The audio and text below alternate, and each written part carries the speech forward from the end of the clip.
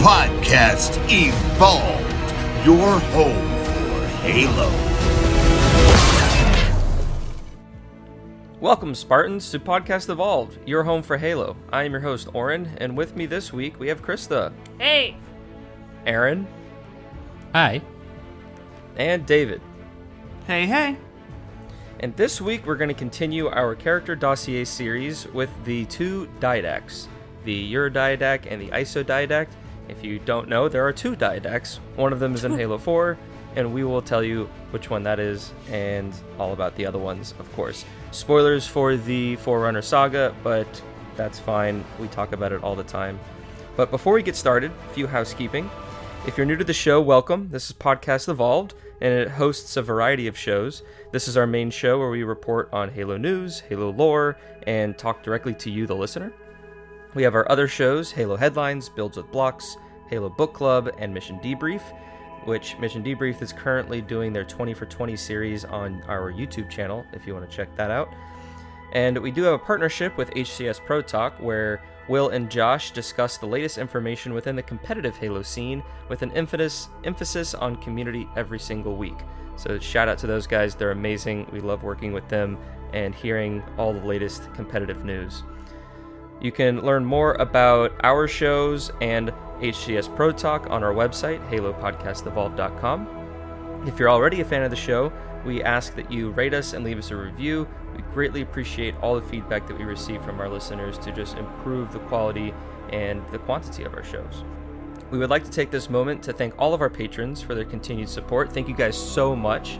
You guys really keep the lights on, have been enabling us to do so much more with our network that we're doing. We even just updated all of our social media icons and our profile pictures and things like that, and our logos. And all of that was in support with our Patreon community, so thank you guys so much for that. If you would like to be a patron or just learn more about the unique rewards and swag and even our own soundtrack that you can listen to, you can head over to patreon.com/HaloPodcastEvolve to learn more. Aaron has graciously offered himself as a tribute to take us through yet another week's, or I guess months. I don't know, we kind of do this about once a month. About once a month. I think we're kind of starting to get into 2 times a month because of the way the schedule's coming out. Last time we talked about the librarian, who is a very influential character throughout the Halo timeline, and kind of sort of related to her is the Didacts that are very influential within her life, within the Forerunner history, and how it kind of has evolved over the last 100,000 years until we get to present day Halo. So just kind of briefly talking about the librarian, her full name is First Light Weave's Living Song.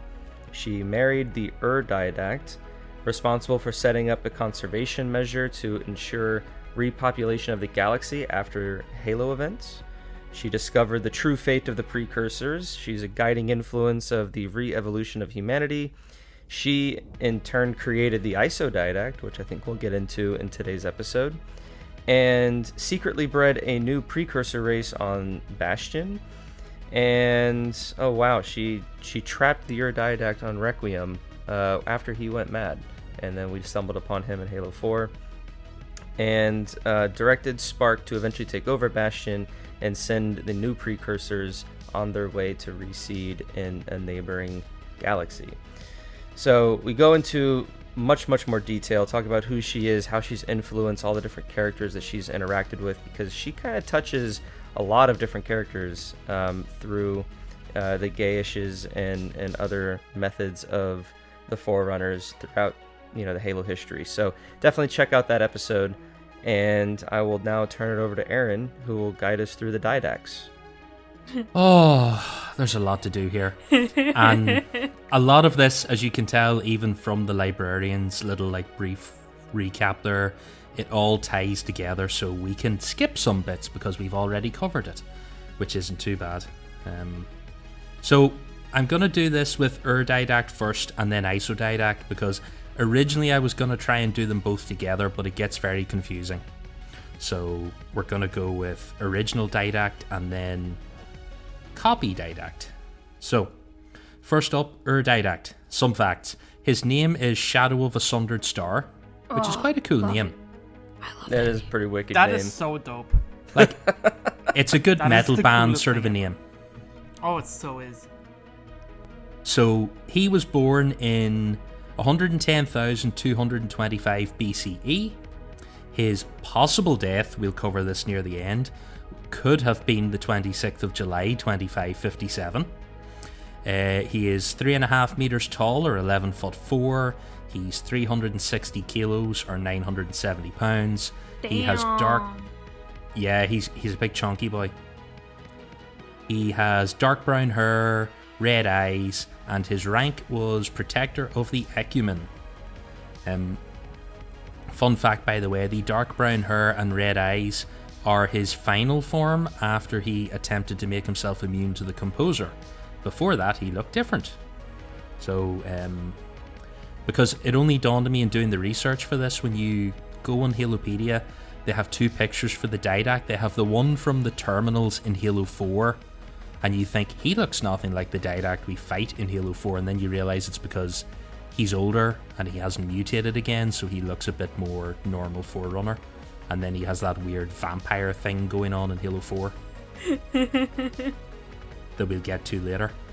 So, okay, let's start with this. Early life of the Didact. So, the Didact is a Promethean.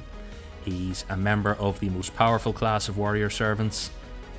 He was trained by a legendary Forerunner warrior called Bitterness of the Vanquished. Another good name. Also a very solid name. Yeah, I think like Forerunner names for me are up there with UNSC ship names. Like, they have some they do really sound like good ones. spaceships. Like, they're cool. Yeah, like if you told me in this there would be like a Forerunner with like their name was just like semi-name or whatever. There's some really good like UNSC ships out there. So let's see. The Didact got his name the Didact while he was teaching at the College of Strategic Defense of the Mantle. His students gave it to him because he was demanding but fair, and he liked it. The Didact was elevated to the rank of Protector of the Ecumene around 2,000 years before the war with the humans. He had a romantic relationship with another Promethean commander called Endurance of Will, and he probably would have married her until he met the homewrecker, the Librarian. Damn. Yeah. Wow. That interrate marriage, no one likes that. No. No, we don't do that sort of thing. So as I said, despite the fact that marrying between rates was frowned upon, the Didact and the Librarian would eventually go on to marry. They would build a house together on the planet Numdagro. I assume that's what it's called. They would have several children together, all of whom would become warrior servants like their dad. And then this leads us into the Human Forerunner War. So we've covered this loads of times, so we don't need to go too far into all the details. The short version of it is the Didact led Forerunner forces against the humans. Around this time, his giant overcompensation ship, Mantle's Approach, was built. God damn it. Yeah. His strategy for fighting the humans was called star hopping, and that was basically ignore the lesser planets, attack strategic points, and cut off lines of access, and it worked pretty well. The Forerunners would eventually go on to push humans out to the very edges of the galaxy. But as they started to push humans out of the territory they'd been invading, they discovered the Flood. The Flood were also, at this stage, retreating from the galaxy, so the Didact and his fleets were able to sterilize all the infected planets and would go on to corner the humans. Also, during this war, all of the Didact's children would die. Oof. That's a big oof. That's heavy. That's gonna come back to haunt us. It will, yes.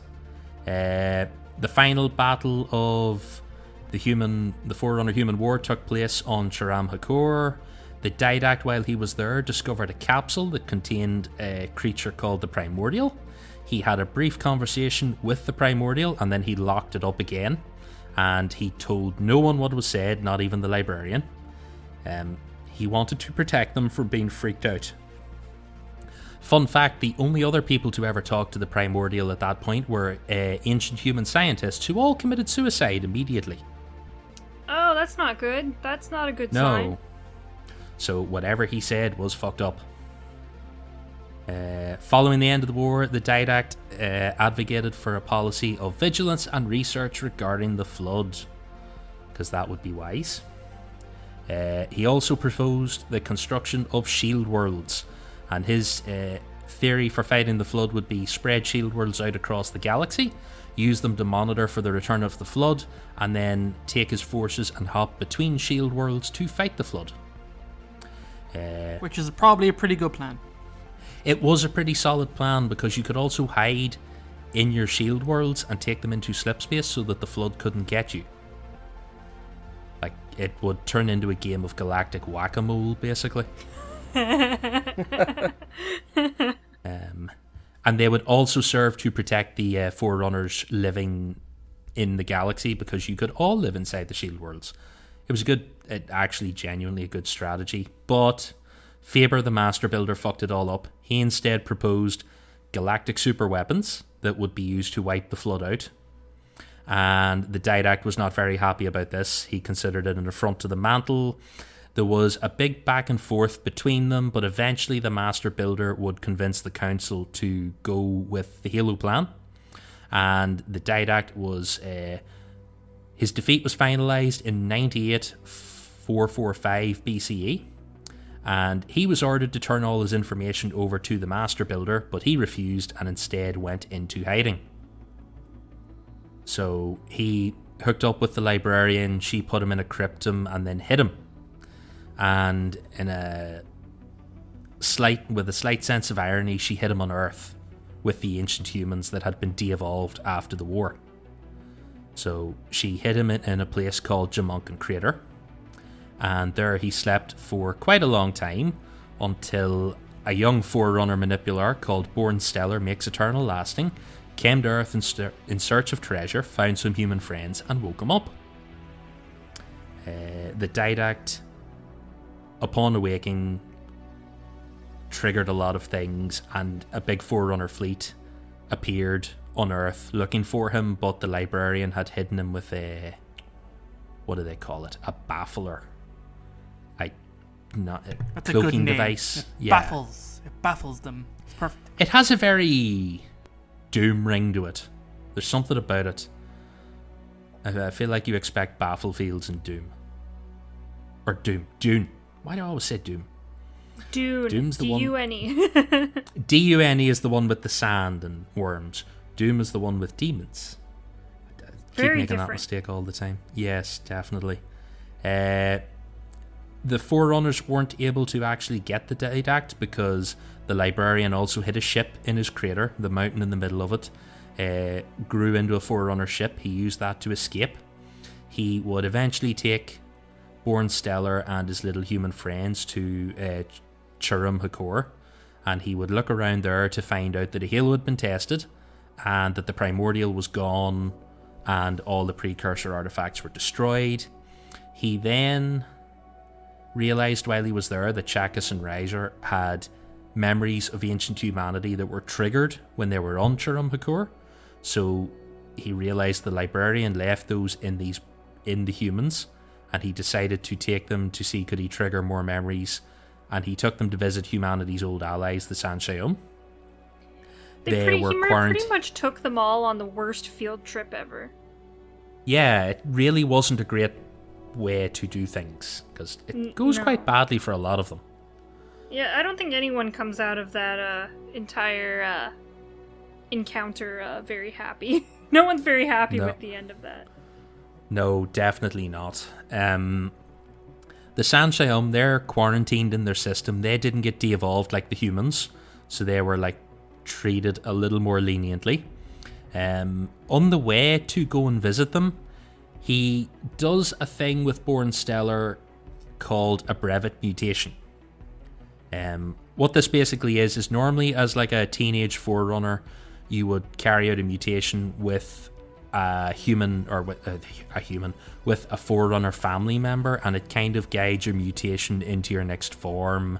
You become more like your family elder that you do the mutation with, and then you go on to become an adult. But also, when you do your first mutation, you gain access to the domain, because as a teenager, like Born Stellar, you can't access it. So the Didact instead offered to do the brevet mutation with him so that he could access the domain, but it didn't work. But it did leave an imprint of the Didact and Born Stellar, and that would come in to be important when we talk about the IsoDidact. So the next thing that happened is, while they're on Janjar Quam, which is the San Sayum homeworld, so many big words, the Didact was caught by the Master Builder. Everyone was taken captive. The Didact is taken prisoner and interrogated by the Master Builder, but he doesn't tell him any of his secrets. So the Master Builder decides to have him and a few other Forerunners executed.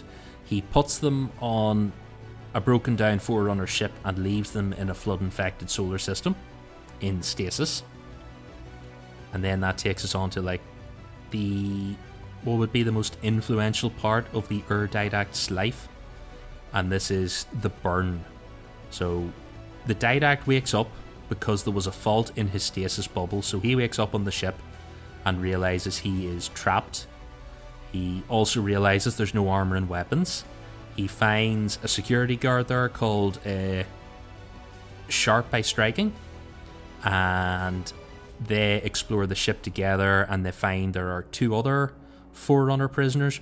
One of them is a builder called Maker of Moons, who turns out to be one of the designers of the Halo, and the other one was Catalog. So they were both considered problematic by the Master Builder, so he just left them to die as well. Rip. You know what? I don't really like you guys, so you guys are staying here. Bye. Yeah. The Master Builder did the number one sin of all enemies in anything. Just shoot them in the head. Don't have an elaborate plan. If you want to kill them, kill them. Because it always bites you in the ass. So the Didact and the others get some control of the ship. They realise they're heading towards a flood-infested planet. There's also a flood fleet coming at them, and then there's another strange anomaly speeding towards them. And then they realise to their horror that it is the precursor star roads, which have now activated because the Primordial is now on the loose and has control of them. So the Didact and Catalog decide to stay on the ship and get captured by the flood because he wants answers even if he dies, because he knows that he left his memories with Born Stellar, so in theory he could carry on where he left off. And the other two Forerunners have a plan, I think, to try and escape, but I don't actually remember if they live or not. But the Didact gets taken hostage. He gets taken to the Flood Fleet. He gets interrogated by the Gravemind. He's put under mental torture for a prolonged period of time. Jesus. I'm sure that didn't have any lasting effects. Absolutely none, Krista. He was perfect. Yes. Oh, so he went into work the next just day. a little vacay. Yeah. Yep, he was totally fine. He had no PTSD whatsoever. The Gravemind deliberately didn't infect him. He just drove him mad and corrupted him and gave a bit of a bad influence on him. So the Gravemind then releases the Didact on a ship and sets him in an area of space where the Master Builder will find him. Because Faber also has a sneaky side hustle where he takes previously infected Forerunner ships, cleans them down a bit, and then puts them back into use. Except he didn't always do it right, so he fucked up all the time. Well, it sounds like he's got a nice little side business going on there. That's really commendable, recycling. A nice little side hustle. He was pretty much the dad in Matilda, selling dodgy second-hand cars. Now I can only picture Faber the Master Builder as Danny DeVito. Perfect. I think Danny DeVito would play a great Faber.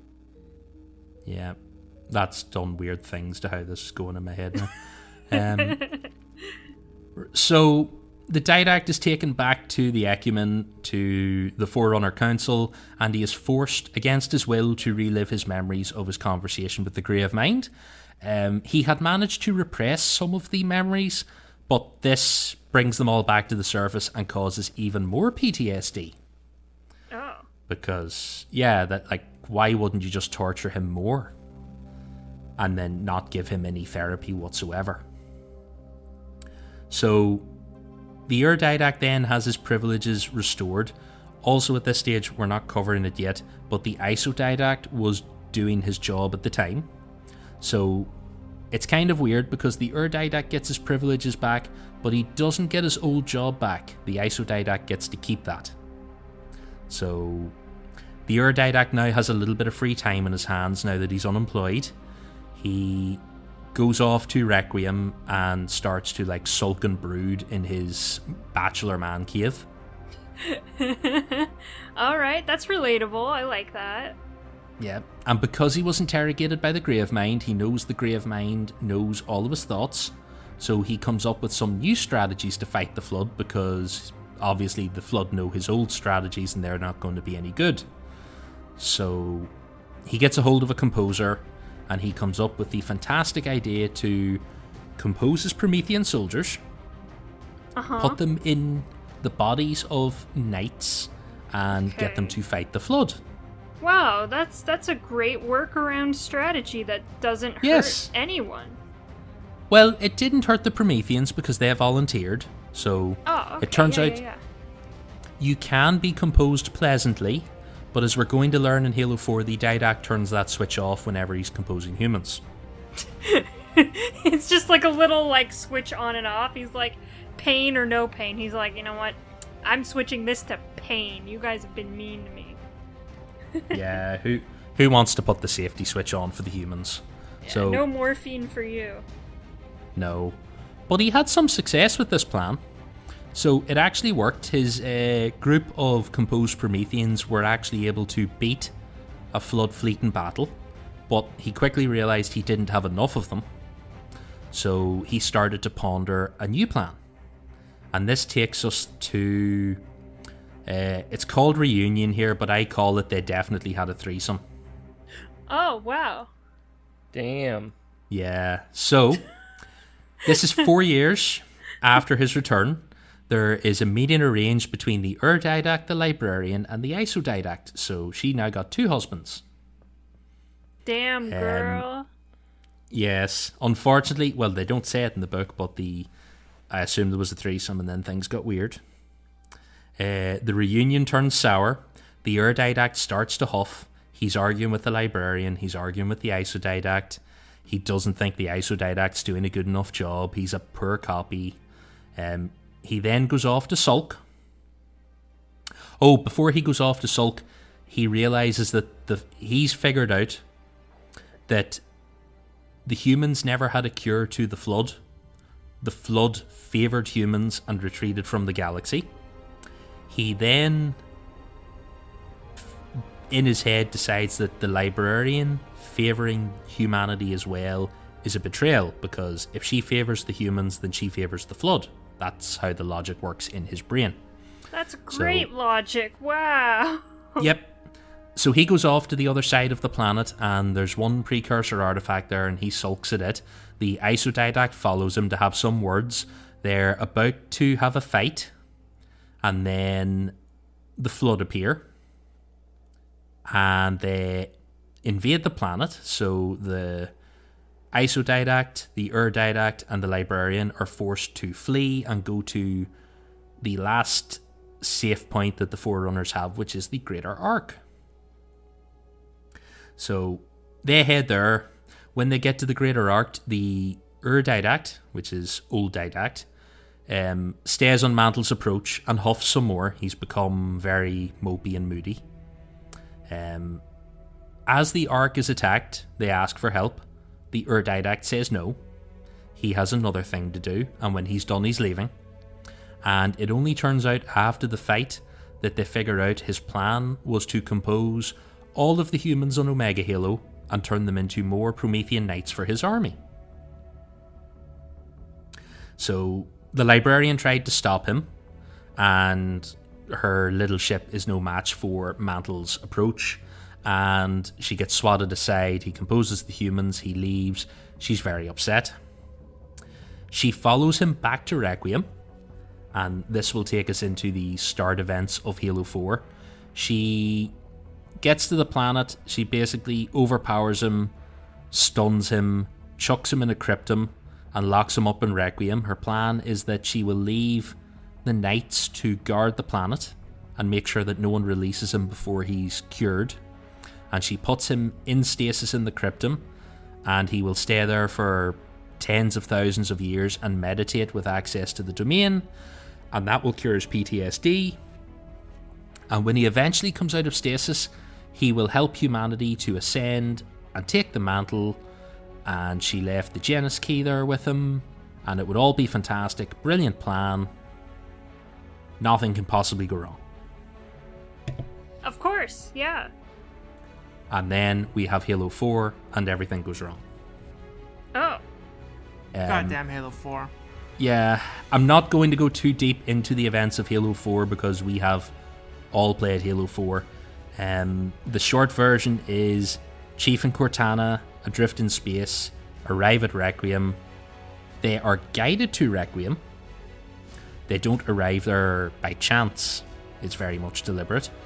When they get there, they get to the planet, they deactivate a satellite so they can contact the Infinity, which they also think is in the planet somewhere, except it wasn't a satellite, it was the Cryptum. They accidentally released the Ur-Didact, who has spent, I think, 10,000 years locked in his Cryptum with no access to the domain. Oh because no, it no turns internet. Yes, when you set off the Halos, you kill the router, and without access to the internet, he went mad. So he's back on the scene, and his plan is to escape Requiem and have his revenge.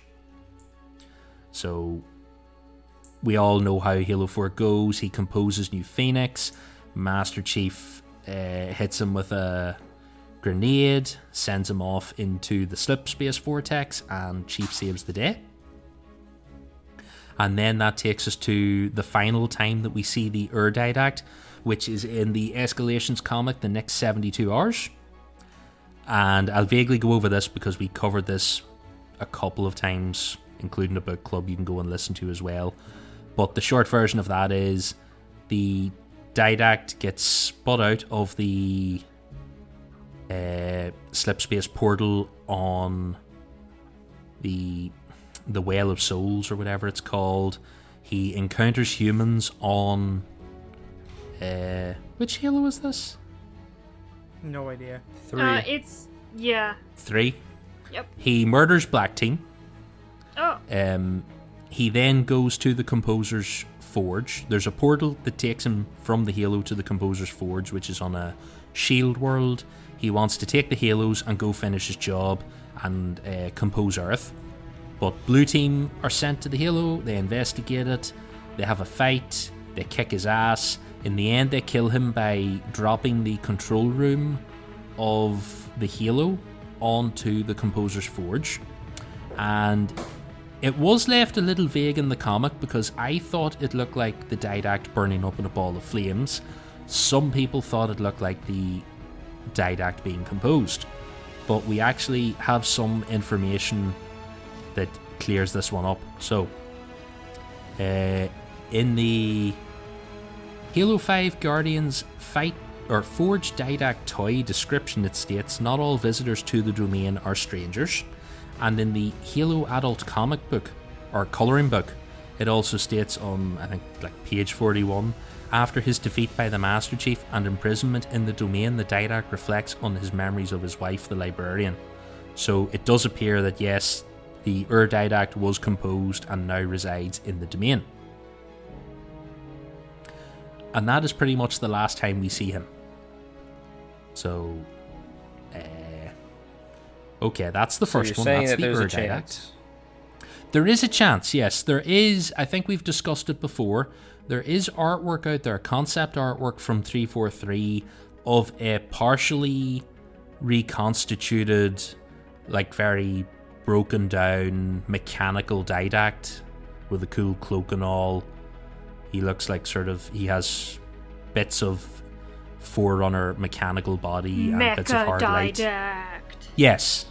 So the concept art's there. We may get him someday. I think we can discuss this at the end because we do have like a possible thought as to how he could be relevant in Infinite. But it takes us on to the other Didact. So this will fill in the bits of the story that we're missing. He is the IsoDidact. Originally called Born Stellar Makes Eternal Lasting. Another good name, but not as heavy metal as Shadow of a Sundered Star. It fits Born Stellar, though. Like, that's kind of Born Stellar's personality. Yes. He was born in 97 464 BCE. He is 3.5 meters or 11 foot tall as the IsoDidact, and he was originally 1.8 meters or 6 foot tall as Born Stellar the Manipular. Damn, the teenagers are 6 feet tall? What the fuck? Yep. And they very much look like humans as well. Random weird thing that may or may not be relevant in the Librarian episode that we covered. He weighs 360 kilos, 790 pounds. He has pale bluish white hair, he has grey eyes, and he is also protector of the Ecumene. So, the history's a little bit different when it comes to Born Stellar. In his early life, Born Stellar comes from a family of builders, not warrior servants. Born Stellar was the rebellious child. He refused to follow in his father's steps to become a builder, so as good forerunners, they sent him off to live with a foster family to learn discipline and the hardship of living with miners on Edom, which is actually Mars. So, that's pretty sweet. Yeah. While he's there, his AI in his armor, who was put there by the librarian, starts to teach him things about the precursors, and he eventually gets it in his head that he wants to go and look for precursor treasure. Because that's what you do. You look for treasure when you're trying to find yourself. You do, yes. I think the Organon, it's the Organon is the big one he's looking for. He doesn't know what it is, but it's this big, it's like the ultimate holy grail precursor treasure. So he jumps on a transport heading to Earth, and he sneaks there. When he gets there, he arrives at the city of Morantic, and he meets Chakas and Riser, who are two humans that take him on a guide for precursor artifacts. They head to Jamonkan Crater, where the librarian put the Ur-Didact cryptum. They wake him up, and after he recovers, he takes the crew on their merry trip around the galaxy. So while he's there, like we said, he does the brevet mutation with Born Stellar. It's supposed to give him access to the domain. It does not. It also leaves an imprint of the Ur-Didact in his mind, but he doesn't have access to it at this point either. But Epic it will fail. Come on. Yes. It just makes him, I think it just changes him physically. Makes him look a little more like a warrior servant. After that, they're caught by the Master Builder at the Shansium homeworld, and Born Stellar is sent back to his family. Then we're like, what the fuck happened? Yes, there's a lot of shit going on there. It's like, look at you look like a warrior servant. They're very racist, or classist, or whatever it is. They really don't like this mixing between rates. They all get very upset about it. So he then gets summoned to court as a witness. This is hang on. Oh yes, he's taken as a witness for the trial of the Master Builder because he fell out of favour with the Forerunner Council. And then the trial is interrupted when Mendicant Bias attacks Mithrilian. During the battle, the Didact's personality suddenly awakens inside Born Stellar, takes control of his body, and allows him to escape Mendicant Bias and board a ship and escape to the Greater Ark. And he happens to go there with Glory of a Far Dawn and Splendid Dust of Ancient Suns. Another good Forerunner name. Names, yeah. So now we're on to becoming the Didact. So Born Stellar arrives at the Greater Ark, hooks up with the librarian. She reveals that at this stage they believe the... Don't snigger at hooks up. If you're trying to be like someone, fuck their wife. Bam. You got it. Well, she's technically his wife. I mean, technically. In a weird, kind of strange way. She knew what she was doing. I'm telling you, that meeting the three of them have later. Librarian? She saw this, like, underage kid. She's a groomer. Oh my god. Librarians grooming people. Well, look, when you're like 10,000 years old, everyone's underage. Like, there's no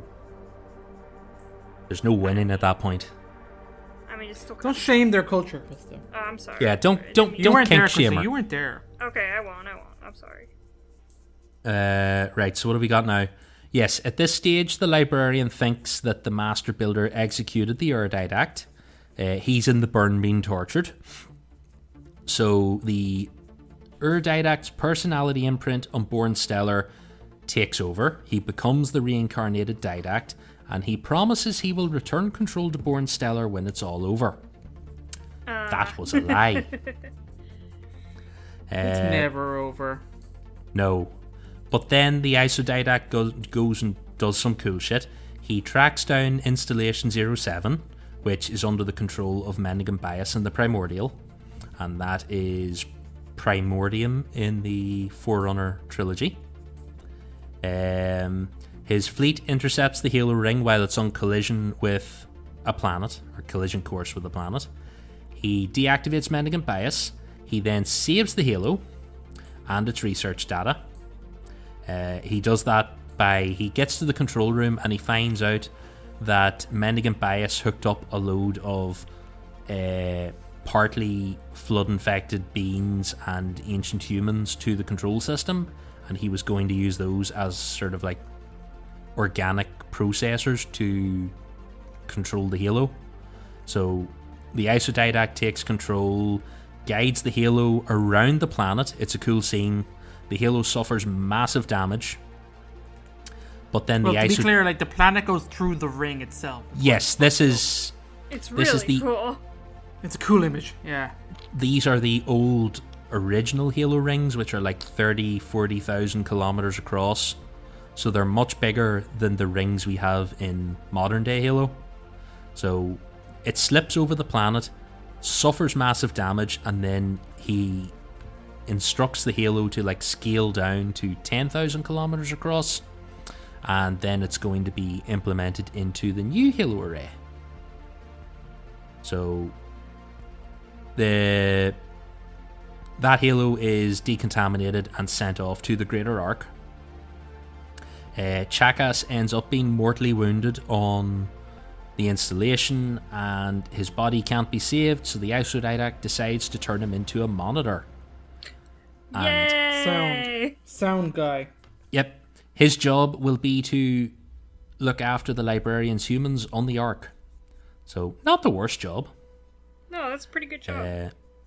Yeah, he also takes Chakas with him to interrogate the Primordial. He gets answers he doesn't like from the Primordial. He ends up... That's every time anyone talks to the Primordial, they get answers they don't like. Yes, you kill yourself, or you lock it away for another while, or you age it by millions of years in a slipspace bubble and make it turn to dust. That too. Which, yeah, as a way to kill a creature that is immortal, it's pretty genius. It is. It's very clever. It's a great scene where at the end of the interrogation, it describes how it's twitching inside this bubble, and then Chakas realizes it's not twitching, it's just slowly moving but super sped up, and then it slowly just like falls apart and crumbles to dust until there's nothing left. And that ends the Primordial. But the Primordial will return. Dun, dun, dun. Yes, and then this leads on to the final years of the Forerunners. So, in the years following the defeat of Mendicant Bias, the IsoDidact and the Librarian go up the ranks again and become popular with the Forerunners. They manage to postpone the firing of the halos for a while, and they make the council reconsider. But this doesn't last for long, because the Flood are also spreading across the galaxy. They're increasing the rate at which they spread. They're attacking more planets, and the IsoDidact spends the next couple of years traveling the galaxy with the Librarian's fleet, cataloging sentient life. During their work, they go to Earth, and the two of them personally oversee the cataloging of the humans. Then the Flood arrive in the system, and it's a big emergency. They arrive in the sector, not the system. And the IsoDidact has to return to the core of the Ecumene because there aren't enough resources anymore to protect everything. The IsoDidact then gets put in charge of protecting the Orion complex. He's in charge of their defenses. He keeps chatting with the Librarian over text message, which is the terminals in Halo 3. Well, it's more of an email conversation, really. Yeah, where you're just a big, long email chain you have no context for. Yeah, it's a little back and forth. You can go and read through them. Fun fact, those terminals also change depending on the difficulty you play the game at when you read them. So you can go and have a look at them. Interesting. Yep, then the Ur-Didact comes back on the scene. And then the threesome is arranged. Yeah. Yeah. Then we have the same thing again. There's a conversation. The Ur-Didact gets pissy. Born Stellar, the IsoDidact, goes to confront him. It almost ends in a fight. Then the planet's invaded by the Flood. And then everyone is forced to go back to the Ark. And then we get to the loss of the Greater Ark. So, yeah, this is quite a big scene in the books. It's quite a cool scene as well for the fight when we get that far. The Greater Ark is now the last home of the Forerunners. They've lost everywhere else. There's an emergency conference called because they know they're going to be attacked by the Flood. There's an argument that breaks out between the IsoDidact and the other commanders, who want to give the Ur-Didact control of the Forerunner armies again because they think the original's back, he's great, we'll give it to him. But funnily enough, the Master Builder comes to the aid of the IsoDidact and says, no, the Ur-Didact is all sorts of fucked up now. The Flood have an influence over him, and this is because when the Flood released the Ur-Didact from the burn, they sent him back with a message from the Master Builder's consumed family, who are now part of the Flood. That's fucked up. Yeah, he returned to the galaxy and basically tells the Master Builder, hey, your wife and kids say hello. What a great thing to do, wow. Yeah, so like the Master Builder can immediately see that the Ur-Didact is a lost cause. So they stick with the IsoDidact. I feel like we should call him like Didact Light or something. Diet Didact? The good Didact. So the Flood end up arriving at the Greater Ark. They come in their Star Roads, they surround the Ark, and the IsoDidact and Faber travel to Omega Halo, and their plan is to use the Halo to break a line in the Star Roads defenses and let people evacuate from the Ark. This goes kind of according to plan, but not really. But while they're there, the Master Builder gives the IsoDidact the coordinates to the second Ark that he had built in secret. Yeah. Yes, Backups. he built a backup smaller Ark called the Lesser Ark because they're really creative with their naming conventions here. I'm surprised they didn't just call it Big Ark, Small Ark. The UR Arc and the ISO Arc. Faber then decides he is going to stay behind while the IsoDidact and the others evacuate. He uses Omega Halo to fire at the Star Roads, create a path out. The Star Roads then attack, destroy Omega Halo, destroy the Greater Arc, and as the control room collapses, the IsoDidact is falling through the seemingly infinite pit that they build all of their control rooms above, because God forbid you ever fall off a bridge without a handrail or something. Well, Forerunners aren't allowed to be clumsy, so they just make it so, like, the problems kind of fix themselves.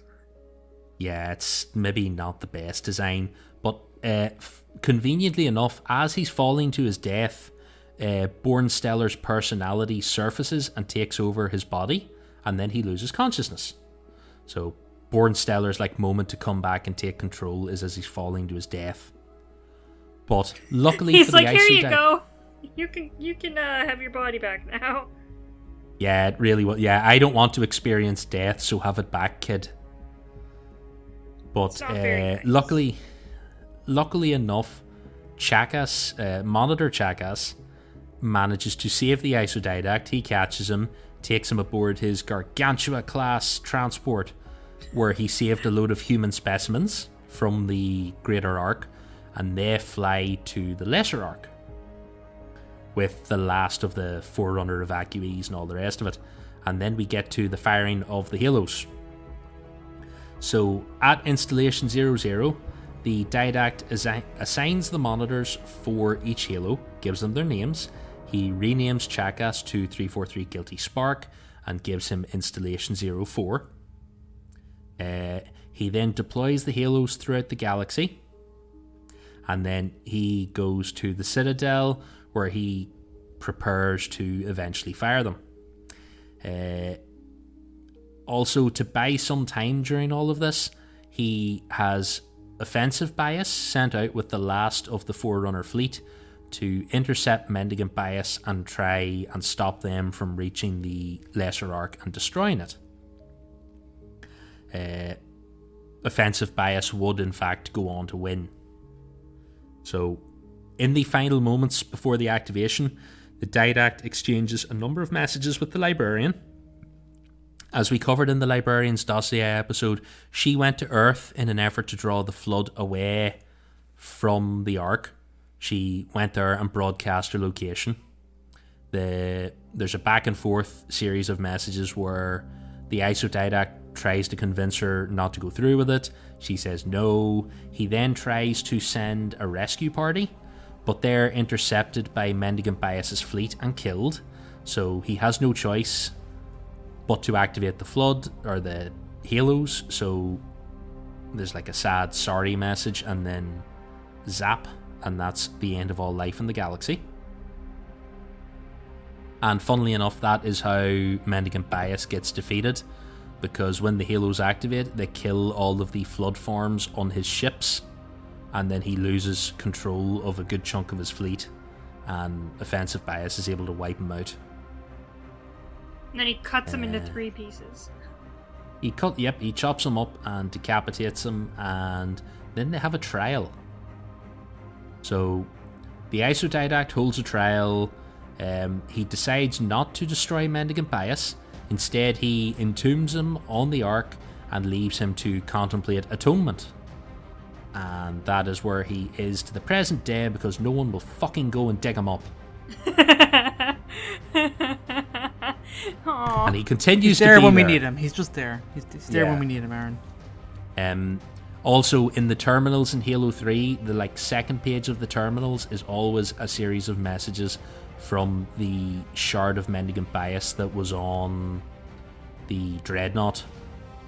So it returns to the Ark as well. The IsoDidact then goes on to make friends with the Librarian's replacement, called Chantagreen. They eventually go to Earth and oversee the repopulation of the humans. And while on Earth, IsoDidact has one last conversation with Riser, the human, where he basically says that the Forerunners are going to cease meddling in the affairs of the galaxy. They're going to go off and find a new place to live and just keep to themselves. But the two of them agree that they're dead, so I mean... Yeah, there's like a few hundred Forerunners left, and that's it.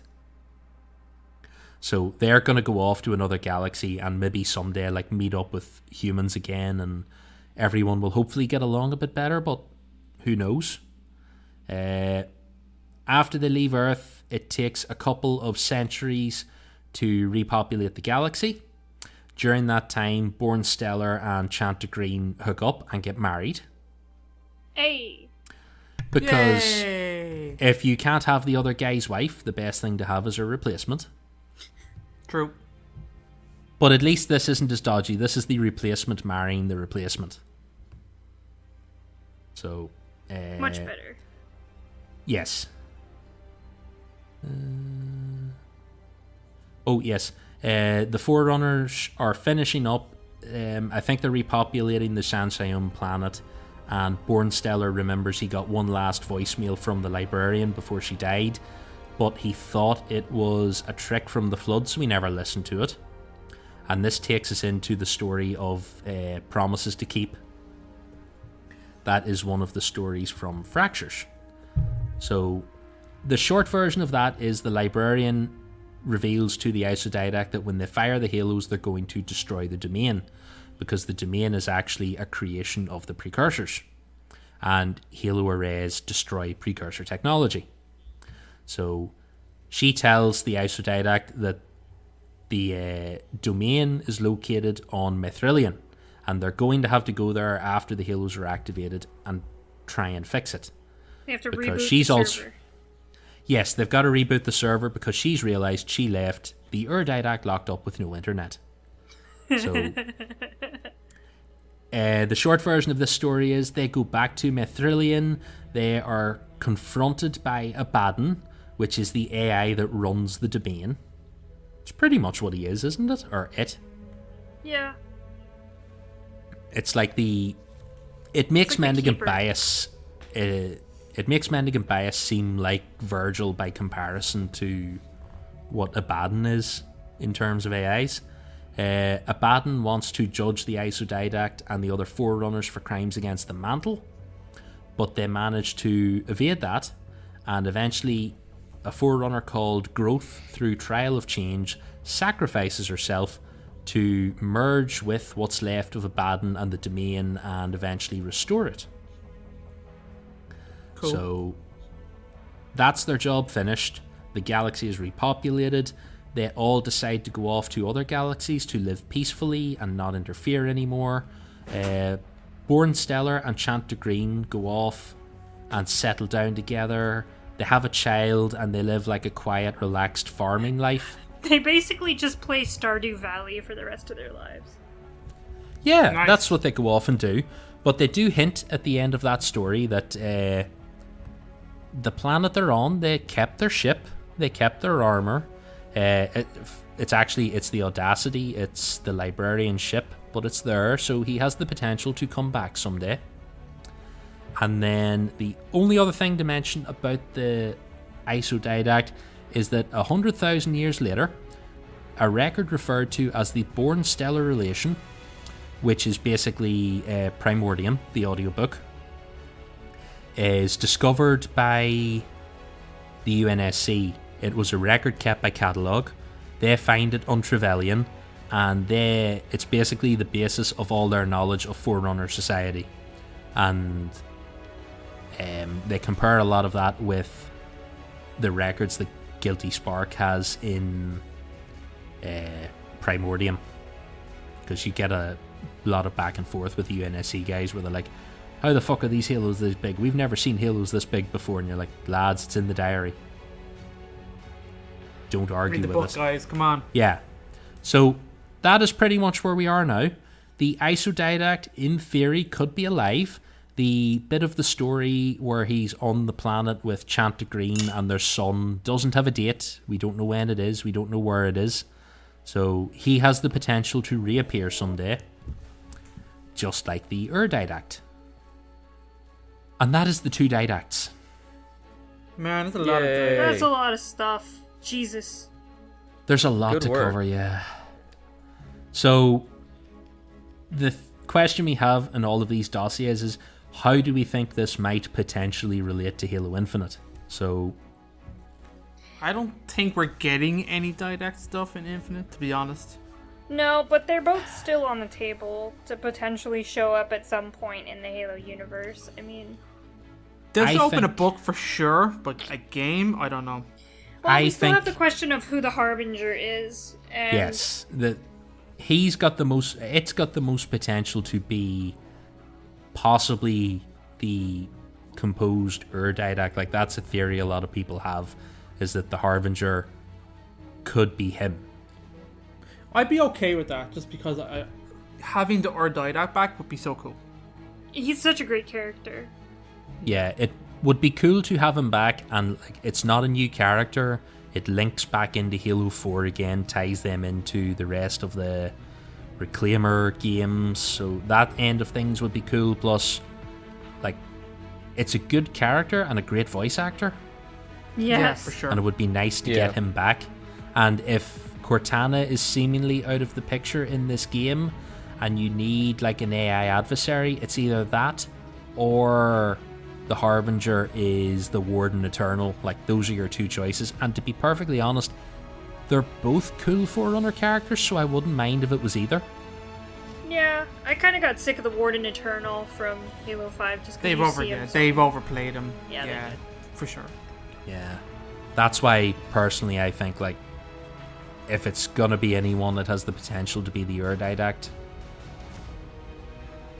As long as it's not overly confusing for those who don't read the extended lore, because if you only play the games, then you're like, well, wait, didn't I defeat the Didact at the end of Halo 4? So if there's a way that they bring him back that it kind of explains very briefly on how he more or less survived, then I'm cool with bringing him back just to kind of tie that end off. Oh my god, can we have like a quick, like, 2-minute cutscene of watching Master Chief fucking, like, yeet him off the Halo? Because that would be fantastic. That would be show him cool. Yeah, I think we need like the Halo Wars 2 cutscene where Isabel explains to everyone who Atriox is, but we need one of those for the Ur-Didact. Yeah. That just covers like the last 72 hours, being composed, coming back again. You could show him like getting his mission orders from Cortana. Or something like that. It needs to be something. Yeah.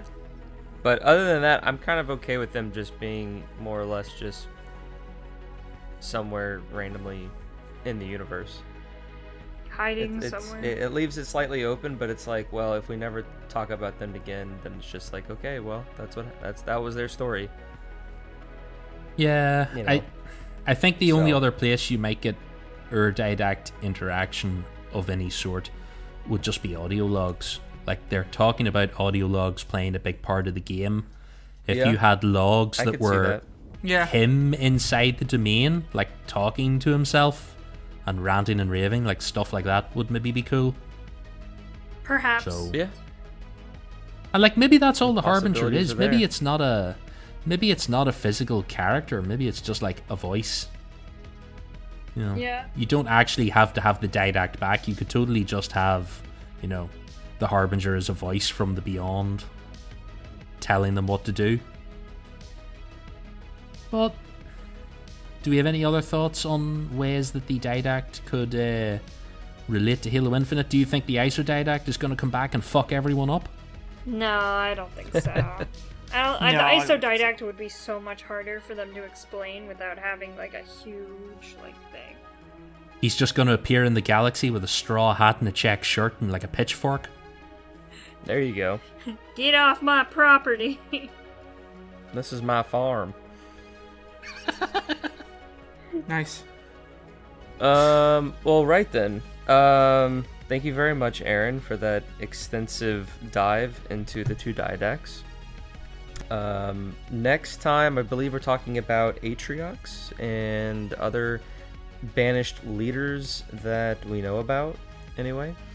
And yeah, we're kind of getting towards the end of our series here, at least for this kind of first section before Infinite comes out. I think we have 10 episodes planned, and yeah, so just kind of stay tuned to the feed and follow us and all that for the next episodes of this lore series. We also have our Road for Infinite lore series, as well as our other Halo shows that we discuss at the beginning of the episode. But thank you all for joining us. Like we mentioned at the top of the show, you can find all of our shows and our last episodes and previous episodes on our website, halopodcastevolved.com. We also upload a fair number of the episodes on YouTube if you prefer to watch and listen to the audio shows. If you want to join our Patreon, you can head over to patreon.com/halopodcastevolved. Thank you for all the support from our current patrons, and we look forward to finding new ways to reach out and connect with you all. If you want to leave us a voicemail, you can call us at 205-EVOLVED, which is 205-386-5833. We can listen to your voicemail and share it on one of our live shows that we do every month. And with that, everyone, I've been your host, Oren, and thank you all for joining us, and until next time, evolved. Evolve. Evolved. Evolve!